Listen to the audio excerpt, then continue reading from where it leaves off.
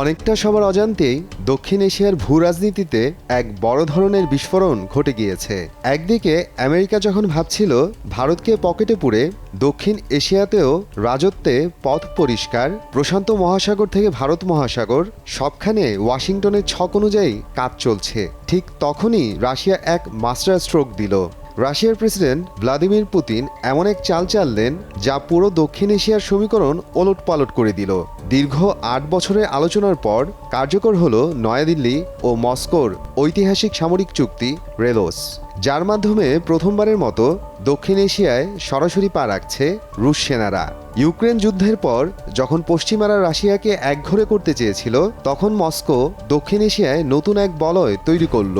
এই ঘটনা ওয়াশিংটনের রাতের ঘুম হারাম করে দিয়েছে। রেলোস চুক্তির পুরো নাম reciprocal exchange of logistic support. সহজ ভাষায় এটি একটি সামরিক সহযোগিতা বিনিময় চুক্তি। এই চুক্তির ফলে রাশিয়ার যুদ্ধজাহাজ, বিমান এবং সেনারা এখন থেকে ভারতের সামরিক ঘাঁটি ও বন্দর ব্যবহার করতে পারবে। তারা সেখান থেকে জ্বালানি নিতে পারবে, খাবার সংগ্রহ করবে এবং প্রয়োজনে মেরামতো করতে পারবে। একইভাবে ভারতও রাশিয়ার বিশাল আর্কটিক অঞ্চল ও দূরপ্রাচ্যের ঘাঁটিগুলো ব্যবহারের সুযোগ পাবে। চুক্তির সবচেয়ে চমকপ্রদ দিক হল উভয় দেশ একে অপরের ভূখণ্ডে সর্বোচ্চ ৩,০০০ সেনা, ৫টি যুদ্ধজাহাজ এবং ১০টি সামরিক বিমান মোতায়েন করতে পারবে। দক্ষিণ এশিয়ার ইতিহাসে রাশিয়ার সাথে এমন চুক্তি আগে কখনো হয়নি। গত বছরের ফেব্রুয়ারিতে এটি স্বাক্ষরিত হয় এবং চলতি বছরের ১২ জানুয়ারি এটি কার্যকর হয়েছে।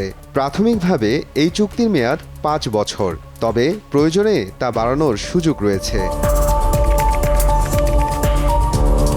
রেলোস চুক্তিটি কেবল কাগজে কলমে সীমাবদ্ধ কোনো সামরিক চুক্তি নয়, এর পেছনে ৩টি বড় খেলা কাজ করছে। প্রথমত, ভারত মহাসাগরের নিয়ন্ত্রণ। বিশ্বের বাণিজ্যের একটি বড় অংশ এই মহাসাগর দিয়ে যায়। এখানে রাশিয়ার উপস্থিতি মানেই ক্ষমতার নতুন ভারসাম্য। এতদিন এই অঞ্চলে আমেরিকার যে একক প্রভাব বা পশ্চিমাদের দাপট ছিল, এখন সেখানে রাশিয়ার যুদ্ধজাহাজ ও সেনাদের নিয়মিত আনাগোনা শুরু হবে। দ্বিতীয়ত, ইউক্রেন যুদ্ধের প্রেক্ষাপট। আমেরিকা ও ইউরোপ যখন রাশিয়ার উপর শত শত নিষেধাজ্ঞা দিয়ে তাকে একঘরে করতে চাচ্ছে, তখন এই চুক্তি প্রমাণ করল রাশিয়া মোটেও একা নয়। এটি কেবল একটি সামরিক চুক্তি নয়, বরং আমেরিকার ইন্দো প্যাসিফিক কৌশলের বিপরীতে রাশিয়ার একটি শক্ত পাল্টা জবাব। তৃতীয়ত, চীন যুক্তরাষ্ট্র প্রতিযোগিতা।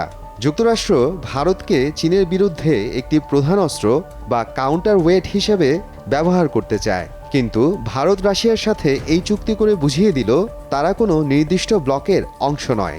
এই ৩টি কারণ রেলোস চুক্তিকে কেবল সামরিক নয়, বরং একটি বড় স্ট্র্যাটেজিক সিগন্যাল হিসেবে দাঁড় করিয়েছে। অনেকে মনে করেন রেলোস চুক্তিটি হুট করে হয়েছে। আসলে তা নয়, এর শেকড় অনেক গভীরে।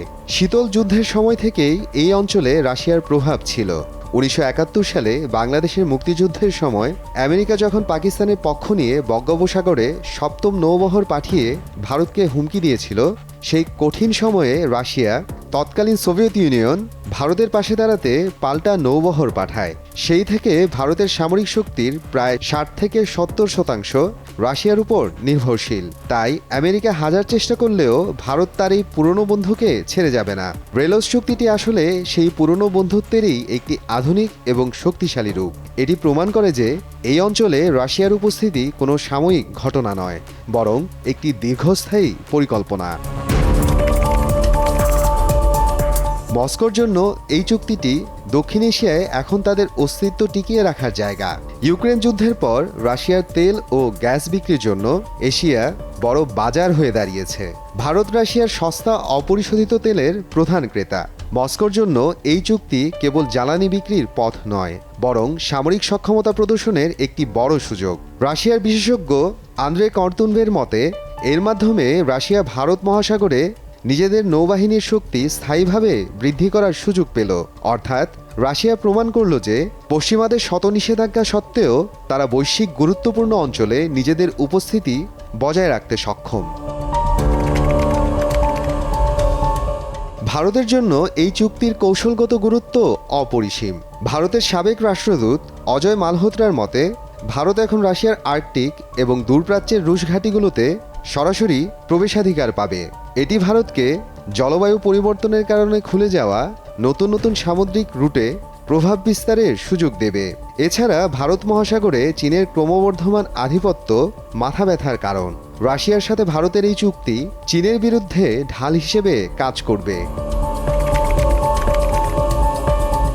আমেরিকা এখন গভীর দুশ্চিন্তায়, কারণ তারা ভারতকে তাদের কোয়াড জোটের মাধ্যমে চীনের বিরুদ্ধে ব্যবহার করতে চেয়েছিল, কিন্তু রাশিয়া এখন সেই ভারতকে ব্যবহার করে নিজেদের বলয় শক্ত করছে। আমেরিকা দেখছে যে দক্ষিণ এশিয়ায় তাদের প্রভাব চ্যালেঞ্জের মুখে। একদিকে চীন, অন্যদিকে রাশিয়ার সাথে ভারতের এই গভীর সম্পর্ক আমেরিকার এশিয়ান প্রশান্ত মহাসাগরীয় কৌশলকে দুর্বল করে দিচ্ছে। ওয়াশিংটন ভয় পাচ্ছে যে দক্ষিণ এশিয়ার অন্য দেশগুলোও এখন রাশিয়ার দিকে ঝুঁকতে পারে। দক্ষিণ এশিয়ার প্রভাব বিস্তারের ক্ষেত্রে আমেরিকার ইতিহাস বেশ পুরনো। যুক্তরাষ্ট্র বিভিন্ন ক্ষেত্রে এতদিন পাকিস্তানকে নিজেদের স্বার্থে প্রায় পুরোদমে ব্যবহার করেছে। স্নায়ুযুদ্ধের সময় হোক কিংবা আফগানিস্তানে সোভিয়েত বিরোধী লড়াই, পাকিস্তান সবসময় ওয়াশিংটনের আজ্ঞা মেনে চলেছে। কিন্তু ভারতের ক্ষেত্রে আমেরিকার এই পাকিস্তান ফর্মুলা একদমই কাজে আসছে না। আমেরিকা চেয়েছিল ইউক্রেন ইস্যুতে ভারত যেন রাশিয়ার সরাসরি বিরোধিতা করে, কিন্তু ভারত তা করেনি। বরং তারা রাশিয়ার সাথে রেলস চুক্তি করে বুঝিয়ে দিল যে ওয়াশিংটন ভারতকে কোনোভাবেই পাকিস্তানের মতো পকেট রাষ্ট্র হিসেবে ব্যবহার করতে পারবে না, যা আমেরিকার জন্য চরম অস্বস্তির কারণ। ভারত বর্তমানে এক অদ্ভুত ও জটিল খেলায় লিপ্ত, যাকে বিশ্লেষকরা বলছেন ডাবল গেম। ভারতের হাতে এখন দুটো তলোয়ার। এক হাতে তারা যুক্তরাষ্ট্রের সাথে লেমোয়া চুক্তি করেছে, যার মাধ্যমে আমেরিকার সাথে সামরিক রসদ বিনিময় করা যায়। অন্যদিকে তারা রাশিয়ার সাথে রেলস করল। যুক্তরাষ্ট্র দক্ষিণ এশিয়ায় প্রভাব ধরে রাখতে ভারতকে অত্যাধুনিক প্রযুক্তি ও প্রতিরক্ষা সহযোগিতা দিচ্ছে, কিন্তু ভারত সেই প্রযুক্তি নিয়েও রাশিয়ার সাথে সম্পর্ক ছিন্ন করছে না। ভারত একদিকে আমেরিকার ইন্দো প্যাসিফিক কৌশলের অংশীদার হচ্ছে, আবার রাশিয়ার S-400 মিসাইল সিস্টেম কিনে ওয়াশিংটনের নিষেধাজ্ঞার আইনকে বুড়ো আঙুল দেখাচ্ছে। ভারতের ডাবল গেম একদিকে তাকে শক্তিশালী করছে, অন্যদিকে দক্ষিণ এশিয়াকে পরাশক্তিগুলোর প্রতিযোগিতার ক্ষেত্রে পরিণত করছে। বিশেষ করে ভারত মহাসাগরে রুশ যুদ্ধজাহাজের নিয়মিত উপস্থিতি এবং বিপরীতে মার্কিন ও পশ্চিমা জোটের নজরদারি এই জলসীমায় স্নায়ুযুদ্ধের মতো উত্তেজনা তৈরি করতে পারে।